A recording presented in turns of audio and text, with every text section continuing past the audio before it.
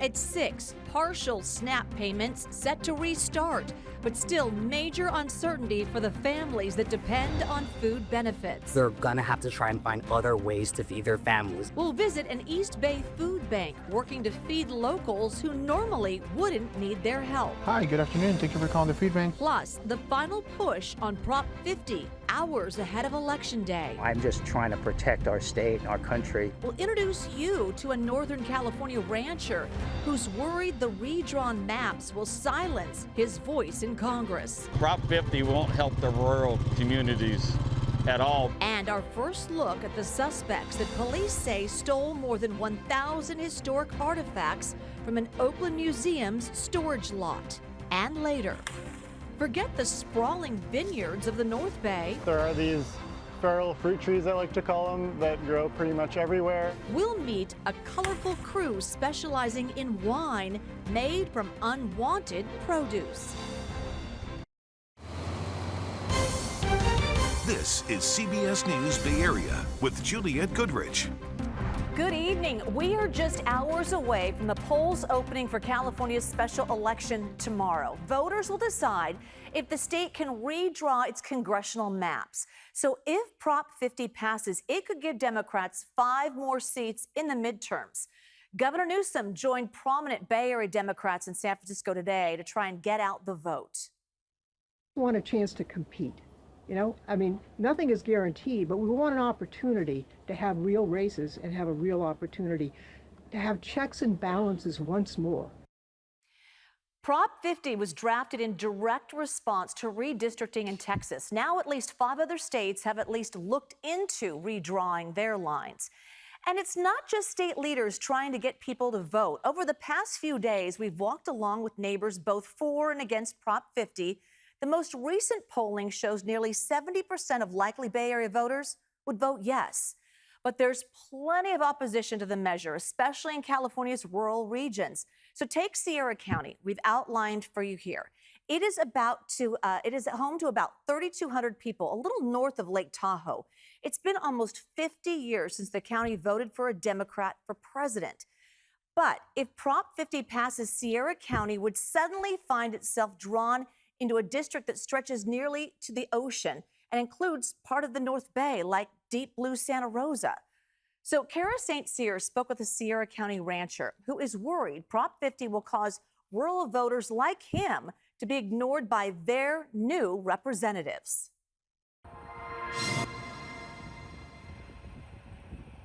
Rick Roberti's ranch is facing a growing problem. Well, wolves moved into California about 11 years ago. The endangered gray wolf is returning to the Sierra Valley, but they've come in large packs, and their natural food source, deer, have mostly moved out of the valley. So they eat cattle on ranches like Roberti's. Nothing we can do about it. He often sees wolves pacing his ranch. That's him. He lost a calf to a wolf that jumped the fence, a growing trend facing ranchers in Congressional District 3. Oh, there he is. Roberti feels like his hands are tied under current state law. We don't want to kill every wolf in the state of California, but unless we start managing them properly, we won't be able to exist together. Gray wolves are protected under federal and California law. Roberti thinks a rural congressman would at least get the ball rolling on legislation that could protect farmers and their livestock. Prop 50 won't help the rural communities at all because we'll basically be losing our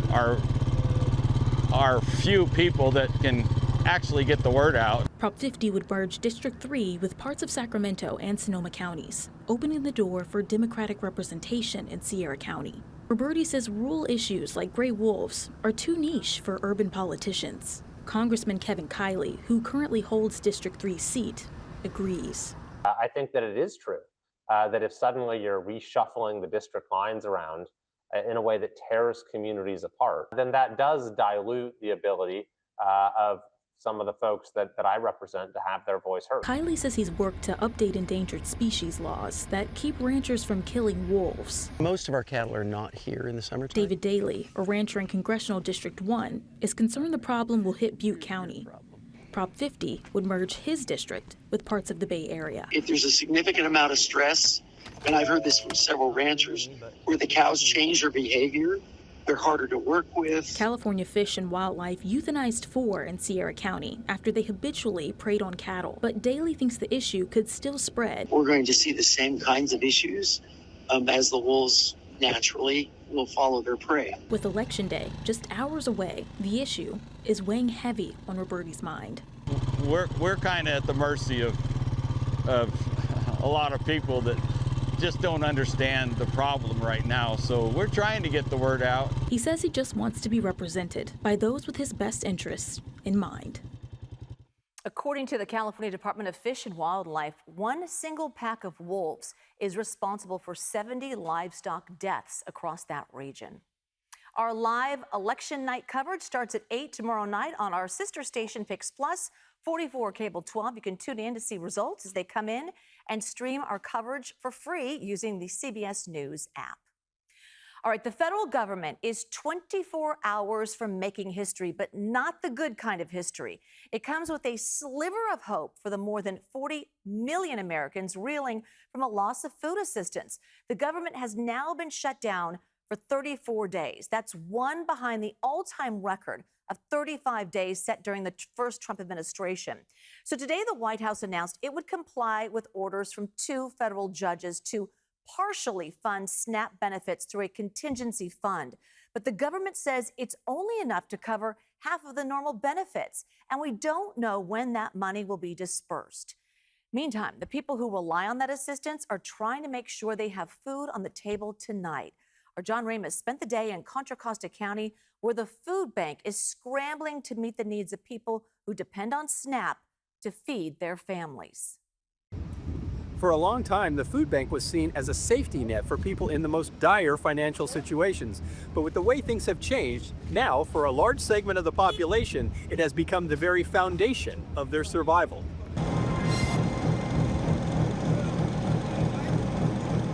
One look at the line at this food distribution in San Pablo reveals how vast the demand is on the food banks these days. We're expecting at least 500 families to come out to our distribution at Contra Costa College.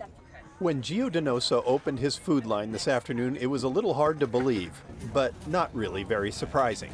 I think it just speaks about just the current state of people being able to manage and to meet their needs. I think everyone is working hard to take care of their families, and even with that, it's hard to make ends meet. People are very aware that the resources, the support that they got from CalFresh is gone. And without that type of support, they're gonna have to try and find other ways to feed their families. With SNAP, people get financial assistance to purchase groceries on a debit card. But the shutdown of the program has instantly thrown thousands of people onto food lines they may never have experienced before. The whole thing has the food bank of Contra Costa and Solano scrambling to keep up. Hi, good afternoon. Thank you for calling the food bank. This is JP. How can I help you? JP Contreras was busy all day fielding calls from people wondering where they can find food. Are people pretty scared right now? Yes. There's a lot of fear of, especially our most vulnerable populations. I'm talking about seniors or people with disabilities. We're also getting a huge increase in people that they had never had to use our services before altogether, not just SNAP recipients. But now that we're in it, like, we know at the best SNAP benefits are gonna be delayed. So in that meantime, food banks were getting ready to fill in that gap, right? And it's a huge gap to fill. For every one food bank client, it's estimated that 9 people were getting help from SNAP. Now, with the federal government saying there might be partial benefits at an unknown time, the uncertainty is making things even harder. There has been confusion ever since the government shutdown started, and that panic and anxiety is really taking a toll on people experiencing hunger in our community. Benefits are paused, and there is no clear timeline for when benefits will be reinstated. Right now, we're hearing partial benefits will happen at some point, but we know it'll take at least a few weeks for even partial benefits to be loaded on the cards. The problem was not lost on Zachary Harris. The Richmond resident stopped by the food bank headquarters to write a check to donate to the cause. What we're going through is a little bit crazy. And yeah, if we can help out, go ahead and do it. Hopefully this will make things a little bit more normal. And back at the food line, there was no shortage of people willing to volunteer. It just brightens my heart whenever there's a crisis or a hard time in the community. People always come together. we always look for the helpers, and they're right here. Even during COVID, SNAP benefits continued, so not surprisingly, the food bank is asking for financial help from the public to meet this unprecedented demand. It appears that as long as the standoff in Washington continues, it will fall to the community to provide for its most vulnerable. Contra Costa County leaders are also planning to fill the food gap by distributing grocery debit cards to more than 100,000 CalFresh enrollees. To make that happen, the Board of Supervisors plans to declare a local emergency tomorrow, allowing the county to access money from the reserve funds. Officials say it will cost up to $21 million to give cards for 1 month. Something else hanging over all of this, some SNAP recipients are no longer eligible for benefits, and it's not because of the shutdown. Some eligibility changes went into effect over the weekend. They were passed this summer in President Trump's so-called Big Beautiful Budget Bill. There are now stricter work and age requirements. Exemptions have also been removed for veterans and the homeless. There was no funding vote today in Washington. Senate Leader John Thune says they will take up the House budget bill tomorrow. That will be the 14th time they've tried to pass it. Democrats continue to hold out for an extension to health care subsidies, but President Trump said he won't negotiate until the government is open. There is a new lead in a brazen Bay Area museum theft. Oakland police and the FBI's art crime team released surveillance video of the suspects wanted for stealing artifacts from a storage facility belonging to the Oakland Museum of California. So take a look. This is video. It shows two suspects moving through the storage facility last month. One suspect appears to attempt to open a drawer, while the other walks away carrying something in his arms.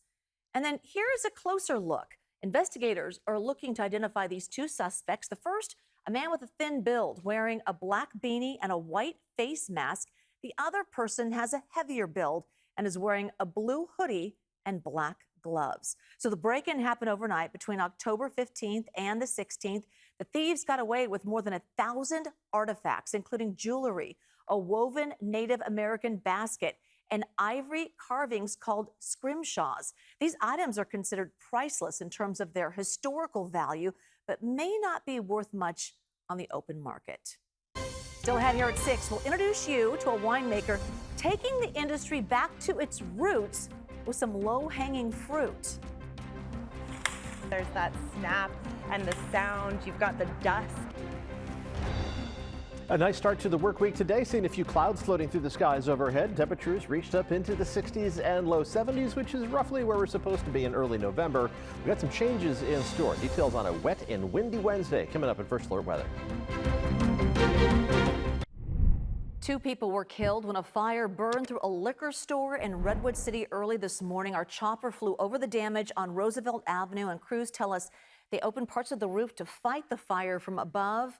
And that's when they saw 2 people inside the building showing no signs of life. Once it was safe to enter, investigators confirmed the people did not survive. Right now, the entire strip mall complex has been roped off. None of the shops are open. It is unclear what the 2 victims were doing inside the closed store. The coroner's office has not yet identified them. The store owner was notified and is cooperating with investigators. Antioch police say a teenager is in custody after a 9-year-old boy was shot. Authorities say the child hospitalized with non-life-threatening injuries. The shooting happened around 4:30 yesterday afternoon on Sunset Drive, just off Cavallo Road near Highway 4. Police have not released details about what led up to this shooting. And a gas leak caused downtown Los Altos to be evacuated for a couple of hours. The leak was reported around 9 this morning in a parking lot near First Street. Santa Clara County fire officials say the leak was so large you could hear the gas escaping. It took PG&E about an hour and a half to cap it. There's no word on what caused this leak. It has been a tough harvest season in the wine country after a cooler summer, labor shortages, and tariffs. But some winemakers are taking a different approach. Our Itai Hod follows a group collecting forgotten fruit around the Bay Area, proving there's more to wine than what hangs on the vine. In the land of high tech, Daniel Goldberg is going for the low-hanging fruit. But there are these feral fruit trees, I like to call them, that grow pretty much everywhere. With a bounty destined to be forgotten, Goldberg started picking. At first to make jam, but then he decided to branch out, launching a company called Feral Ecology that turns that overlooked produce into natural wine and hard cider. Today, he's with friends at a storage lot in Richmond, picking apples that would otherwise go to waste. Taylor Elnicky says there's nothing quite like the fruit of your labor when it's picked right off the tree. There's that snap and the sound. You've got the dust. Eli Utney, who lives on the property, says it's a win-win. Daniel gets his apples for free, and he doesn't even have to be sneaky about it. And the owner doesn't mind? They love it. They need it. We messaged them earlier today, and they're like, yes, please take the apples. Those apples will be cleaned, crushed, fermented, and bottled, part of a growing movement taking root across the country. In 2024, the global natural and organic wine market hit $12 billion. People are returning back to those roots of how wine really started. John Keller, the owner of Noise Cellars, a natural winemaker, says it's younger drinkers who are driving the trend as they look for flavor and sustainability. But he adds that natural wines can sometimes be as quirky as they are unpredictable. Flaws can be, some volatile acidity.